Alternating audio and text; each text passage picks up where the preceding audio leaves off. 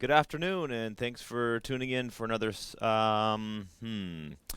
another magnificent session of OLC4O Term 2B, brought to you by WASA Distance Education Center. I am your instructor, Mike Laverty, and today's date is Wednesday, May the 3rd, 2023. We are on class number 11 of OLC4O Term 2B. And today we're going to be talking about assignment 13. Yesterday we covered assignment 12, which was the rough copy of your news report, and we will be covering the final copy, which is assignment 13 of that news report. So thanks for tuning in. This class broadcasts live Monday to Thursday, 1 p.m. to 1:50 p.m. Central Standard Time. You can phone us locally. Remember, they changed it in Sulikout, so you've got to dial 1-807 to get the full. You got to put the full number 1-807-737-4017 to phone into the studio, or 1-800-465-7144 is our toll-free long-distance number. You can also participate on Zoom by going to zoom.us or using the Zoom application on your phone. Our meeting ID is 417-6699-799. And you can also find all of my classes on my YouTube channel. Go to Laverty WASA, and then go to the playlist. Once you're on playlist, you will see the OLC4O playlist. And I do my best to put the unit assignment and the unit number and the assignment, so you can find the assignment that you need help with. So there's kind of two ways of doing that. If you need help with an assignment, by all means, reach out to me through my contact information. So my email is mlaverty@nnecschools.org, or Facebook Messenger, LAVERTY space WAHSA, Laverty WASA. Or you can phone the WASA building at 1-807-737-1488, or toll free at 1-800-667-3703. So if you need help with a question, reach out to me, ask me your question, or maybe watch my YouTube videos where I explain the assignment that you're having trouble with, and then we can find the best way to help you out, to find the best solution for you. And if you've got any questions about this course, any other course you want to take, upcoming graduation dates, the end of the school year, how's it going to look over the summer, where are you at, what do you need on your path to graduation? We're here to help, so please reach out, and we will do our best to help you along your path to graduation. All right, so let's continue our path on today's class. So today's lesson, we'll do words of the day. We will do punctuation. We'll do periods today. And then we're going to look at phrases and clauses. And then look at assignment 13. Your learning goals today are to learn how to use periods in a variety of ways. So, the period is probably one of the easier punctuation marks to understand how it works, but there are a few different ways that they are used, of course, most commonly to end a sentence, but more on that in a second. We will learn the definition of a dependent and an independent clause. We'll also have a look at phrases. And I want you to take notes as we review assignment 13 from Unit 1, Lesson 3. I'm hoping that you can check your understanding of the punctuation marks we have covered so far. So commas, semicolons, colons, periods, ellipses, etc. So check your understanding of those punctuation marks after today's class. Try to identify a dependent clause and an independent clause in our novel Jimmy Comes Home, and use the steps outlined in today's lesson to complete assignment 13 from Unit 1, Lesson 3. All right, so up on the board, we've got a map of Lake Superior. And we have, so it's the it's the map. It covers the southern portion. that belongs to Michigan and a little bit of Wisconsin and Minnesota, and of course the North Shore, which is Thunder Bay. And one of the great legends of Canadian songwriting history, Gordon Lightfoot, passed away a couple of days ago, and he's got a very famous song, "The Wreck of the Edmund Fitzgerald," and it references this lake. That's known as Lake Superior by some, but to others is known as Gitchigami. So that's an Anishinaabe-Moan word, which refers to Lake Superior, but it also refers to it could also refer to any large lake. So my understanding is that it could refer to Lake Superior specifically, but it can also refer to any large lake. In English, we have the word superior, which is an adjective. It's a describing word, and it means higher in station, rank, degree, importance, etc. So in the military, your superior is your commanding officer, the person who tells you what to do. So giche is a preverb or a prefix. So it gets attached to other words in the Anishinaabe-Moan language. So we have Manitou or Manadoo, which is spirit. It's a noun that means spirit. So when you combine the two, Gije, Manitou, then you have creator, or even sometimes the Christian God, or the Christian concept of God is given that concept. So great spirit or superior, big spirit, right? Or the most important one. I guess however you want to interpret that. In English, we've got some synonyms, and synonyms are together words. They are words that go together with other words. There are near words. We've got immense, which literally means not measurable. Tremendous means to tremble. So if something is tremendous, it makes you tremble. So if something is vast, it comes from Latin for the void, vastus, which we often talk about the void of space. And magnificent, the word magnus means great. So somebody's magnum opus is their great work, right? It's their great song, right? Their great song, their great story, their great piece of artwork. Okay, so if we literally say that Lake Superior is immense, it's not technically true, but we often use these words to talk about things that are very big. All right, so this brings me to our punctuation mark of the day, periods. The main use of a period, which we learn at a very young age, is to indicate where a sentence ends.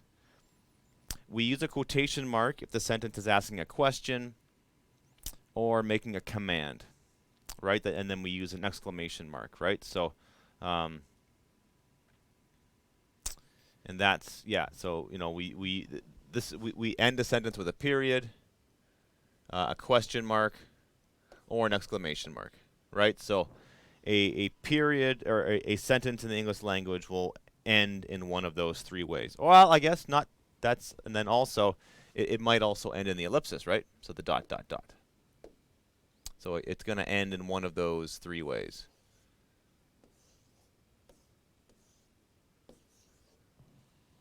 Periods are used for abbreviations too, though. They're used when we abbreviate words. So when we abbreviate words, we shorten them, such as etc. So that's etc. Period. AM, PM, volume, incorporated, junior, Mrs. We also use periods as decimals when we write numbers down. So section 3.15 of the textbook, right?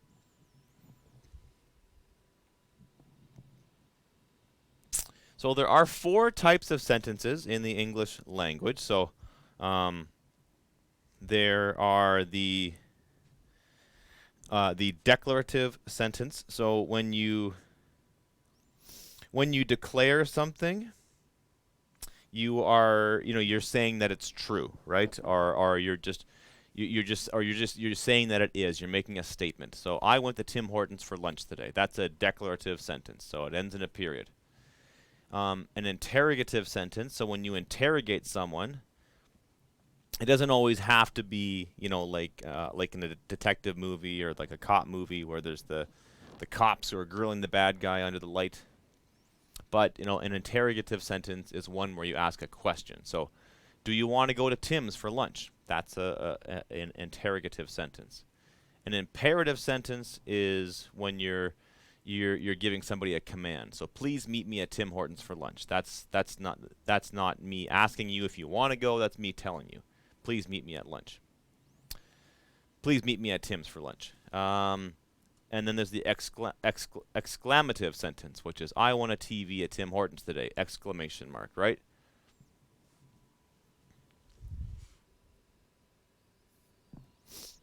So, and then here's some example of abbreviated words. So we have etc., which literally means others of the same kind. I.e., which is literally that is. E.g., which is Latin for exempli gratia, or for example. Et al. Is literally et ali, or and other people. You always place a period at the end of these words, even when they occur in the middle of your sentence or at the end, right? So, yeah, you don't double up the period. You just sort of use the one period to end a sentence.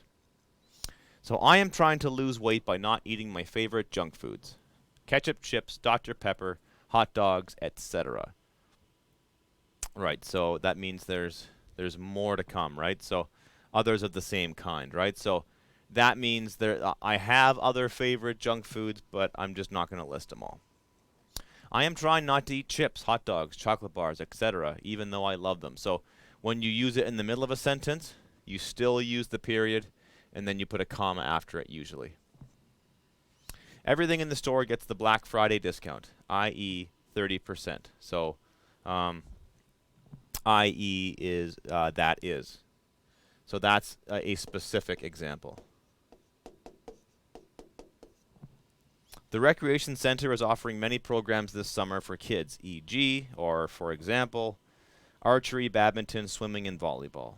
Laverty et al. 2022 published an anthology of student writing. So that would be me and some other people published some student writing.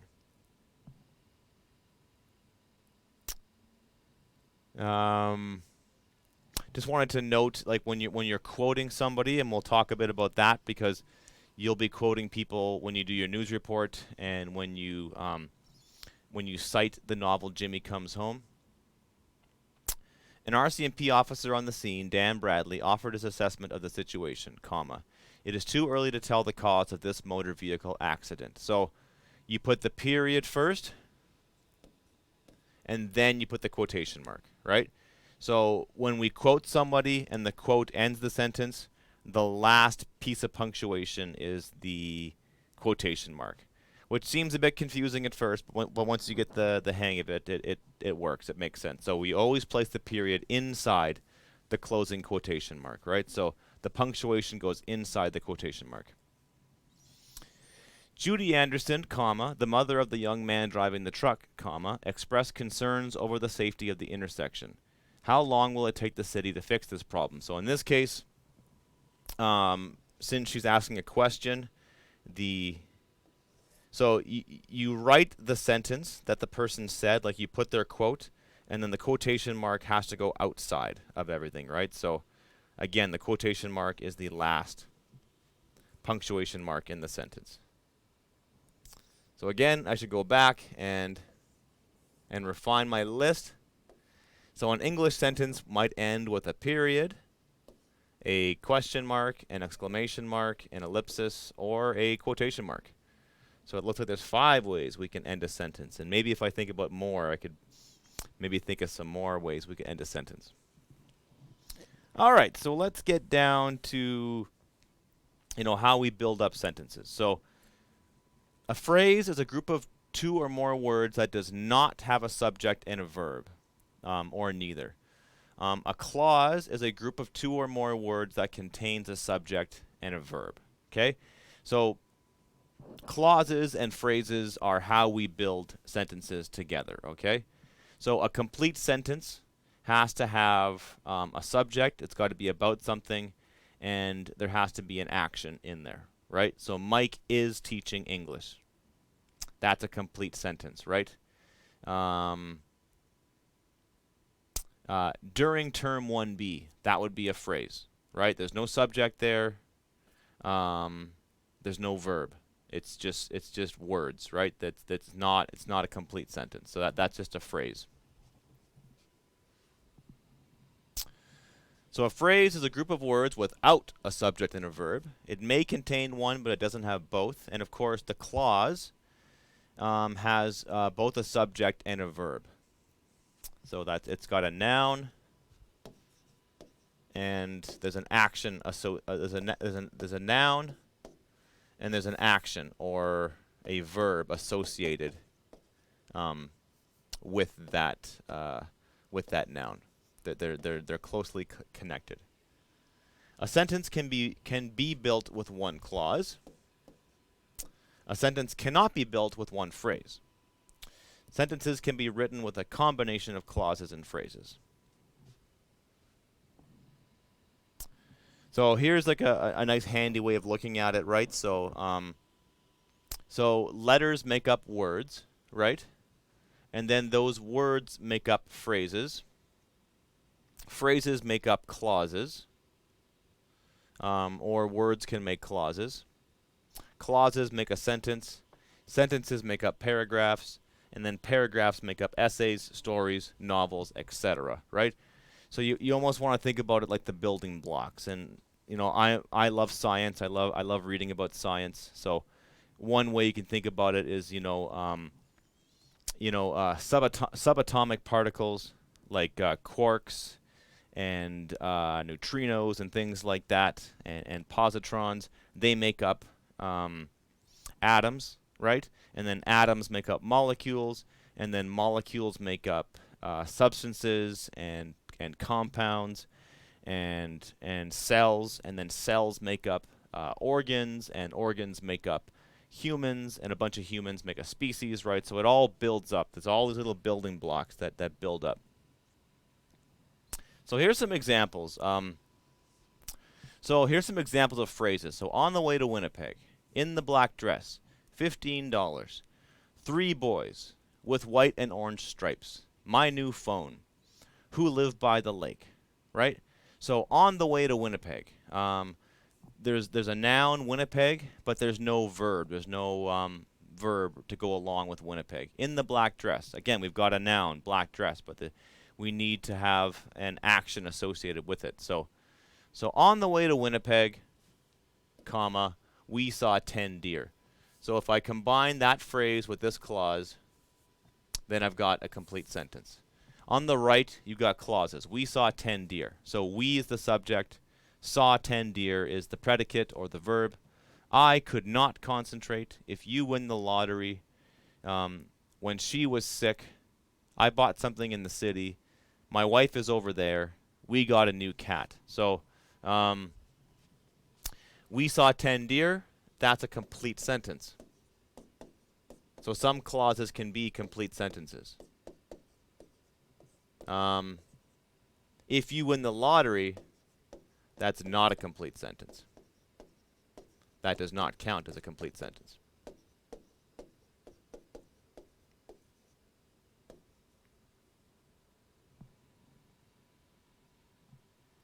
So I think that's probably all that I'm going to do on that today. I might come back to this concept again later on in the class, but I just want you to realize that when you're building your sentences, you have to really ask yourself, like, can this stand alone as a complete sentence? And, basically the requirements are, is there a subject?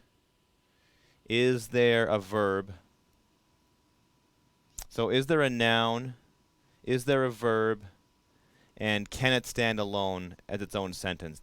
Does it need something else for it to make sense, right? It needs to be able to stand alone on its own, right?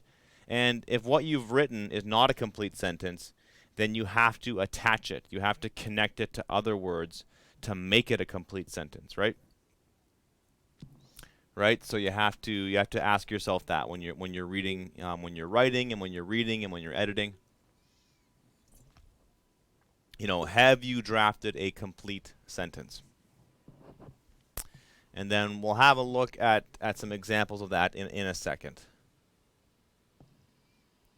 Yeah, so there are 4 types of sentences, and we could go into these in some more detail later. I think that's what I'd like to do. Well, let's touch upon that a little bit. Okay, so you have simple sentences, and that's just one independent clause, no conjunction or independent clauses or dependent clauses. Compound sentence is when you've got 2 independent clauses joined by a conjunction or perhaps a semicolon. So that's 2 things that could stand alone as their own sentence, but you decide to join them together. Complex sentences are an independent clause and at least one dependent clause. And a compound complex, which is the most complicated sentence, is multiple independent clauses and at least one dependent clause. So as you get more sophisticated as a writer, you can find ways to string these clauses together, and include some phrases in there too. So we saw 10 deer. That's an example of a simple sentence. Our family drove to Winnipeg on the weekend, and we saw 10 deer along the way. So we've got the independent clause. We saw 10 deer along the way is a complete sentence. Our family drove to Winnipeg on the weekend is another complete sentence, but they're joined with the conjunction and, right? That's my conjunction, the word and.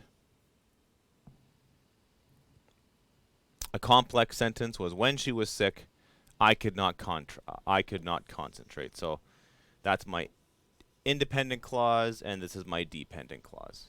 When she was sick is not a complete sentence. It couldn't stand alone on its own, but when I combine it with I could not concentrate, it works.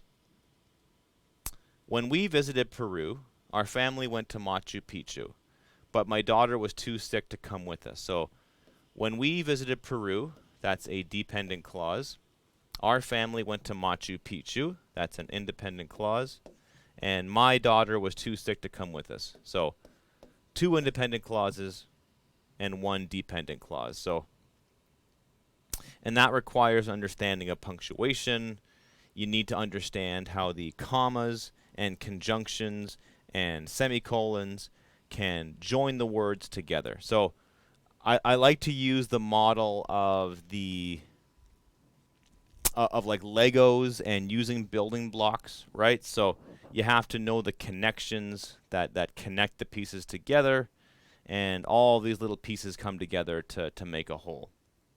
And you just have to know the different connectors to put these pieces together. So I truly hope I'm not overwhelming anybody with this discussion, but it's really important to understand that. And to me, I firmly believe that learning to be a writer is learning to be an editor, right? So if you want to become a better writer, you have to become an editor, and you have to learn how to edit. So either you edit your work or you edit the work of other people, and you develop drafts, and you have to identify mistakes and errors in writing. And it's not about like calling other people out, and it's more about just like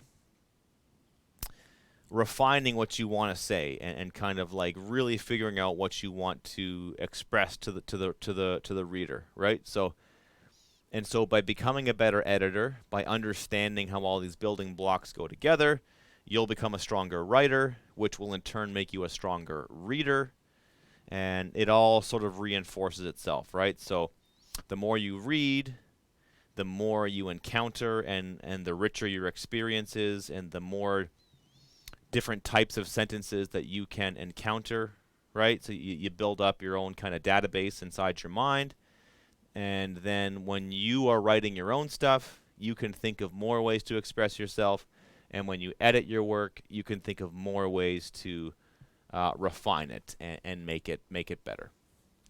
So assignment 13 is worth 30 marks, and for this assignment, you are producing a final draft copy of your news report. So assignment 12 is you producing a rough copy, and assignment 13 is the final copy.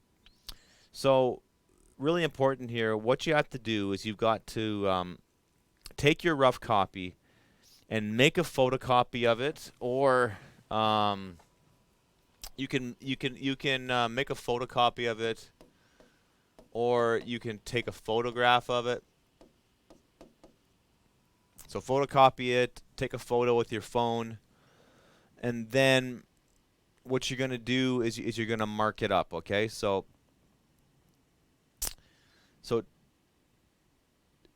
well, you'll either submit assignment 12 to me and then you're done, but then you want to make a copy of it and then you want to mark that copy up, okay? So your rough draft should have all kinds of editing marks on it. So your revisions, your edits, so a circle around a spelling mistake should stand out clearly. So that's important, right? So you're going to get 10 marks for that. You're going to get 10 marks for just simply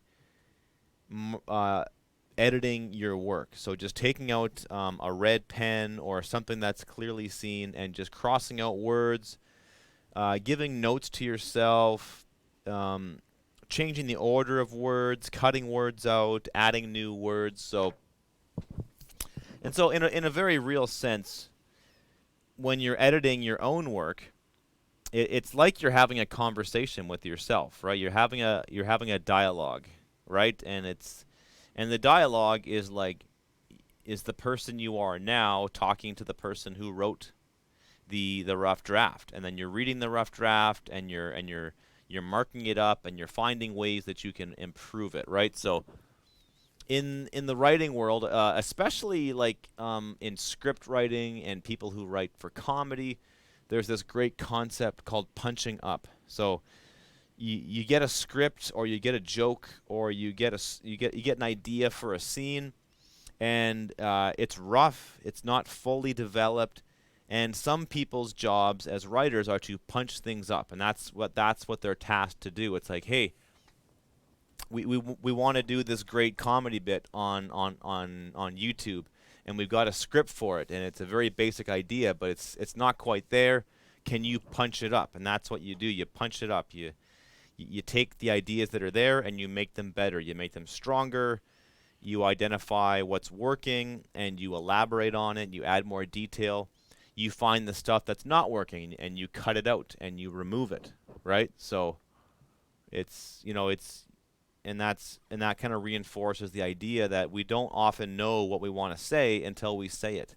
And so writing is a form of thinking, right? So keep that in your mind. Writing is a way of thinking through your thoughts.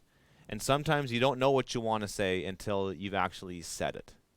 And then you go back and you look at it. And then you're like, oh, okay, that's cool. I could keep that. I could lose that. I love that sentence. I love that idea. Let's run with that. So, again, it's part 1. Make a copy of assignment 12 and then mark it up. Edit it, mark it up, circle things, give some notes to yourself, and then you'll hand that in to me. Part 2. Assuming you are satisfied with your revised and edited rough copy of your news report, you are now to produce a final copy. So make sure it looks good and is error-free. So include your sketch or other graphic, a pic, or with your final copy, right? So, and that's going to be 20 marks. So you get 10 for your editing, and that's just you showing your work, just demonstrating that you've done the work and you've edited your assignment, and then you get 20 marks.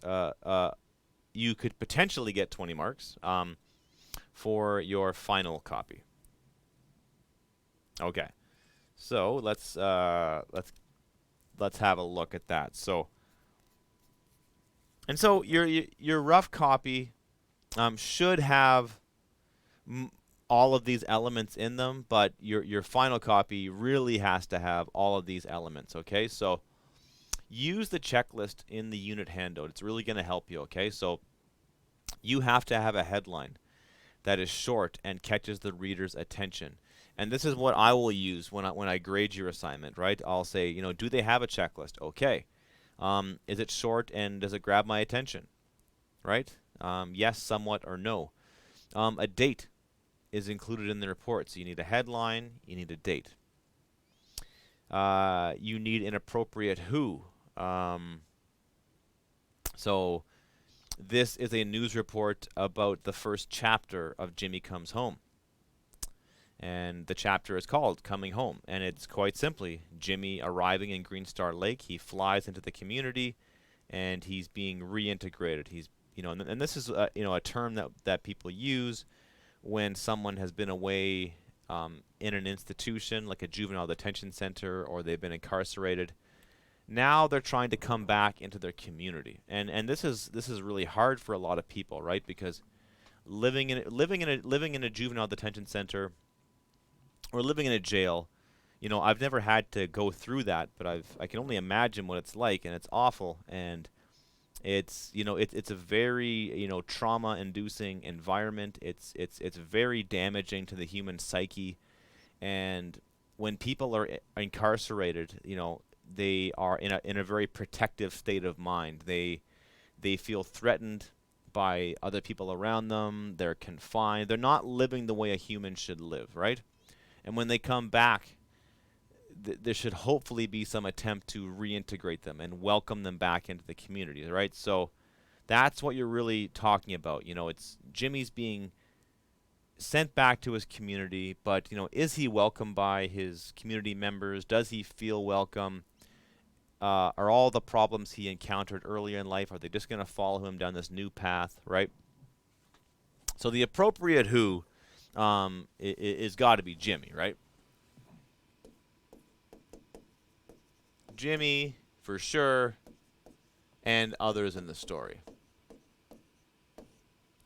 So when I check out the criteria for this, I'm going to ask myself, okay, do I have a description of Jimmy and other people in the story, right? And you don't have to go into full detail. We don't need to know everything about Jimmy, but I have to read your news report, and if I've never read the book, I need a basic understanding of who Jimmy is and why he's the subject of this article. So the what, the when, the where, and the why are correct and or make sense. So you've got to say, what happened, when it happened, where it happened, and why it happened, right? And the why in this case would be, why.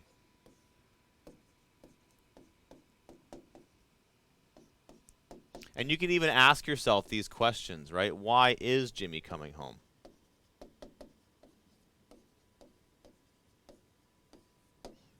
When did Jimmy come home? What happened when Jimmy came home, right? So, where was Jimmy? Right? So you can use those questions to use those words to generate some questions that you can answer with your assignment. The how demonstrates understanding of the event. That's really important. How did Jimmy come home? And how did that play out? How did it play out when Jimmy came home? And the quote are thoughtful and appropriate. So you've got to have at least one quote from somebody in the story, okay? The level of detail demonstrates considerable understanding of the event, okay? So you've really got to imagine that you are a journalist and you've been asked to write the story about Jimmy coming home, right? So you weren't in Green Star Lake when Jimmy came home because it's a fictional place that doesn't exist, but you did the next best thing.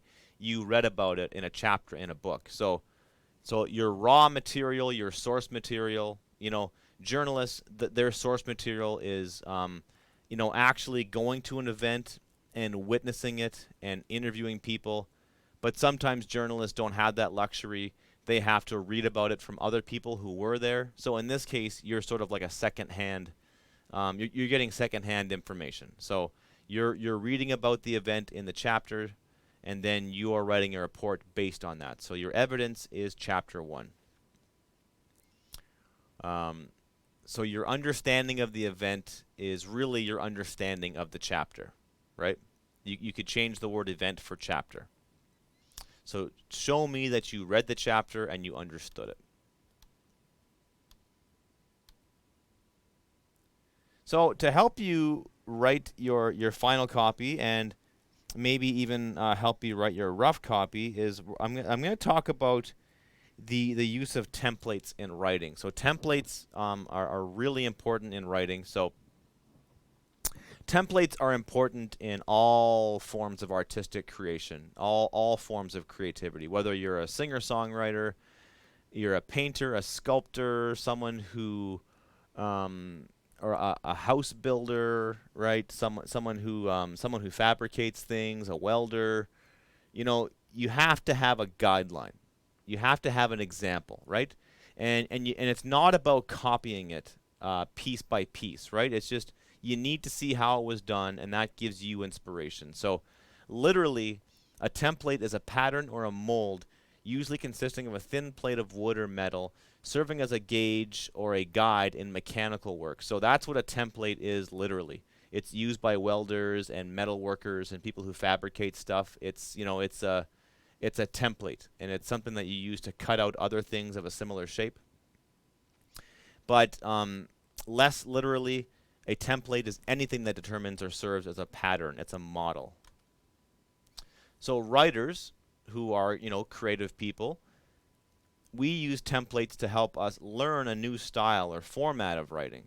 Templates are also useful in an organization that regularly publishes documents of a similar nature. So press releases, memos to staff, reports. So if you work for a company and that company is large enough to have a public relations department or a communications department, like here out of Sulakaut, we have the Sulakaut First Nations Health Authority. We have Tikanagan, right? We have these very big organizations, and they have communications people who communicate what they're doing to the public, right? And so they don't. You may have heard the expression, you know, you don't have to reinvent the wheel. So that's what I want you to think about here. You don't have to reinvent the wheel. You can rely upon templates, and you can look at other news reports and get inspiration from them. And that's not cheating. That's not copying. It's not plagiarism. It's instead it's a very important part of the writing process. You know, you have to learn from other people and use what they've done as examples. Okay. And so this way, you're not reinventing the wheel. You are focusing on content rather than focusing on the form of the document, right? So instead of wrestling your way through it and trying to figure out how to write it, you're just simply focusing on what to put in it. And that's what we're going to do today in the next, 15 minutes or so here. So your news report template or outline is as follows, right? And we've done this a few times in this class. You need a headline. You need a byline. So the headline is that short, catchy title of the article. The byline is you, the journalist, the writer. You need a photograph. You don't need a caption for this news report. If you want to put a caption in there, absolutely, give me a caption. You need a lead paragraph. You need about 3 paragraphs after that with quotes and other details, and then a closing paragraph with some additional information, right? So if we look at the example from your unit handout, I've got the template on the left-hand side, and I've got my version on the right-hand side. So their headline is City's Third Bus Fatality. And so what it is 5 to 10 words. In this case, it's only 4. So a very small group of words that tell who was involved and or what happened, right? So that's how I want you to model your template, right? So just and it's also good to connect this with our earlier discussion today about complete sentences and independent clauses. So headlines, really important to note. So headlines, they are often not complete sentences.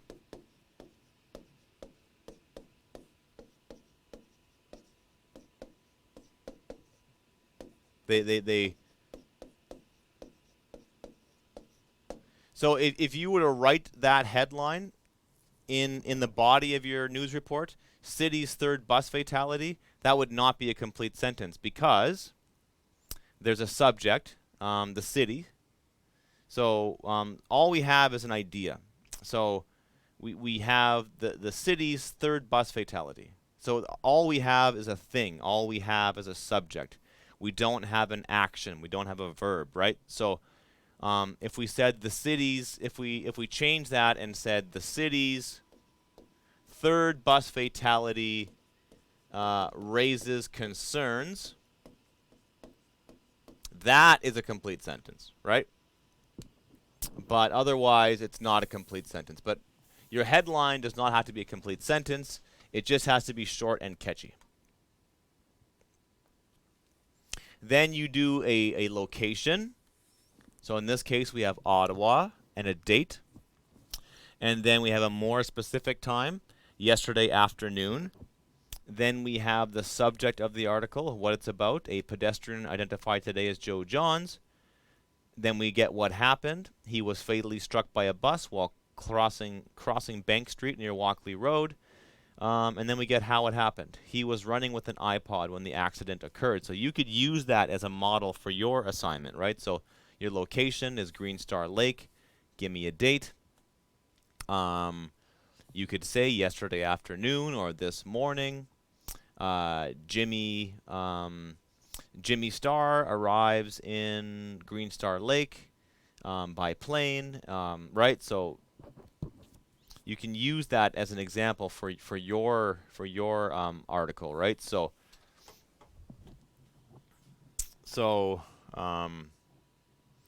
instead of Ottawa, I'm going to go Green Star Lake.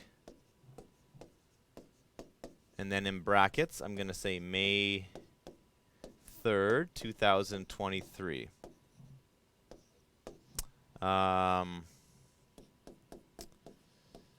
Earlier, or we could say, this could be last week or last Tuesday.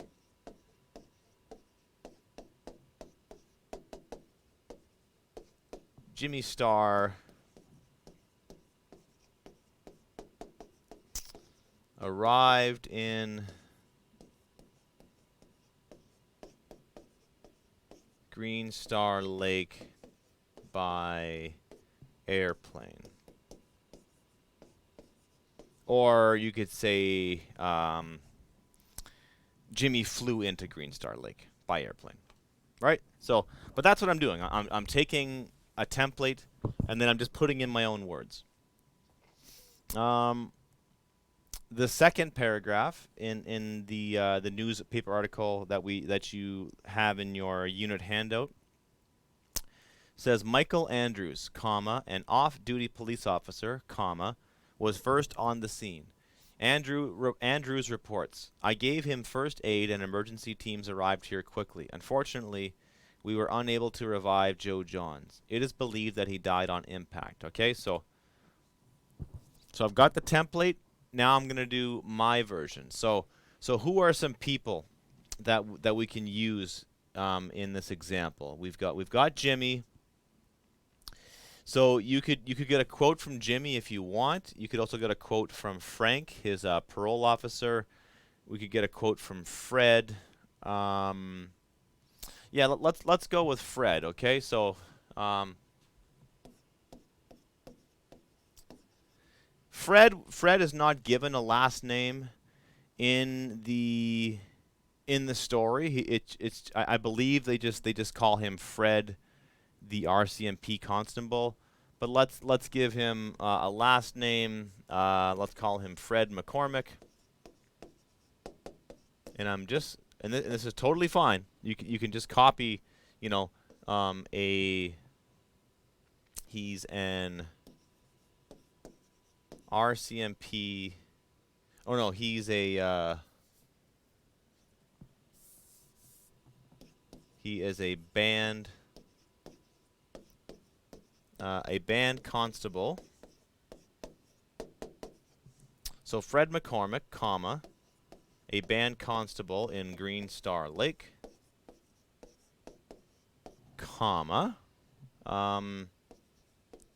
and what did he do? He watched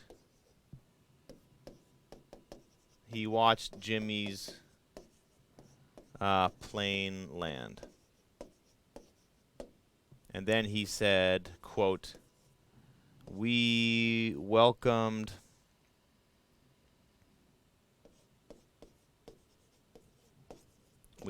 him, ... Actually, I need to say, you know, let's see, can I move this down here? Whoops, nope. Whoops, can't do that. Okay, you go up here.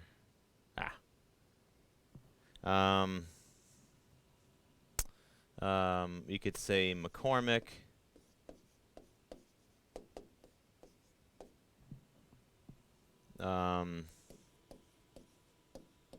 reported, comma, you know, we welcomed him to the community and wanted to be there when he landed, or something like that. Okay, so following my template, I've got Green Star Lake, a date, a more specific date, or more specific time. Then I've got my quote from someone involved in the story. Following along, the next paragraph is witnesses were left in shock following the accident. Amy Anstey was driving east on Walkley when she witnessed the accident firsthand.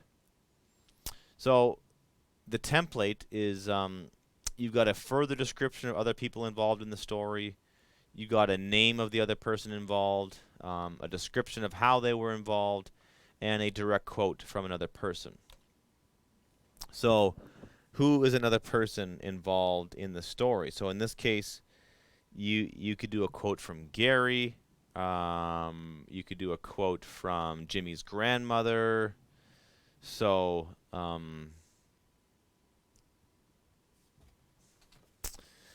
we could do witnesses were left in shock. So we could say, you know, community members saw Jimmy walk away from the airport on his way to his grandmother's house.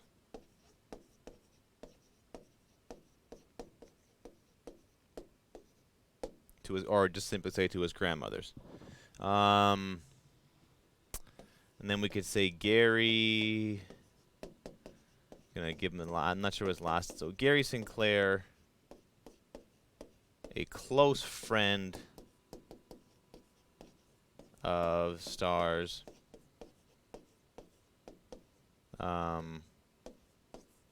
spoke briefly with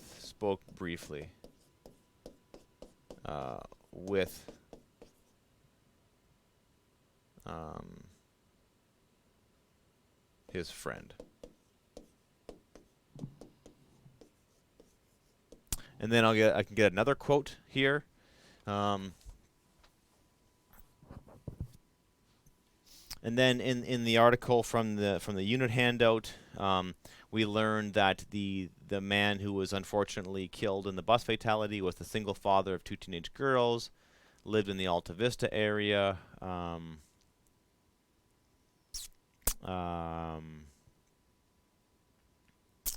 And so we learned some more things about Jimmy.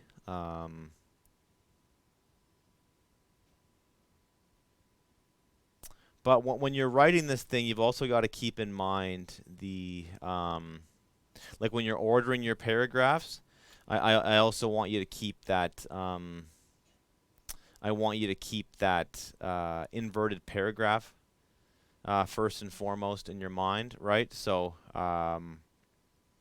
you know, so you can use that newspaper report in your unit handout and just use that as a template, and just, you know, change the words. So instead of learning that this guy was a single dad of 2 teenage girls, replace that with the detail about Jimmy, right? And instead of saying there's a Facebook group. You could talk about the children sort of like mocking Jimmy, or maybe some of the conditions of his parole. Okay.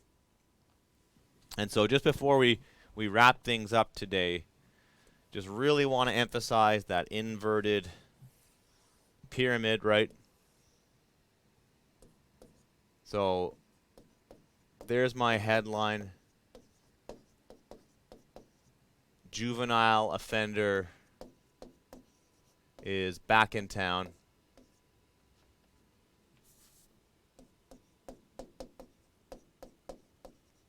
That's the most important information, right? And then I've got my, so I've got my headline. I've got my photograph. And then I've got my lead paragraph.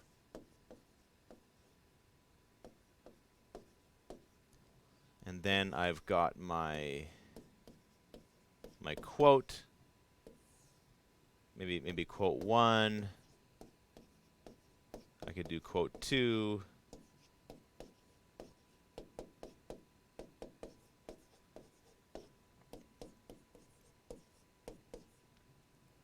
And so if you follow this model, so a headline, a photograph, 1, 2, 3, 4 paragraphs, you know, that should be good. So I would say 4 to 5 paragraphs might be the best thing to do here. And this can be, and so the headline, the lead paragraph should tell me, who Jimmy is and why he was sent away and why he is back.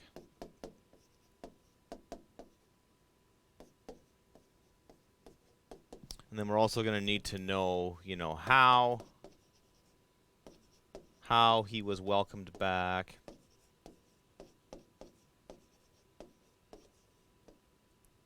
But it's up to you to determine the order of importance of this sentence, right? So that's for you to decide, right? But it's got to go from most important to least important, and just use that template to guide your writing. So in tomorrow's class, we'll cover the remaining assignments in Unit 1.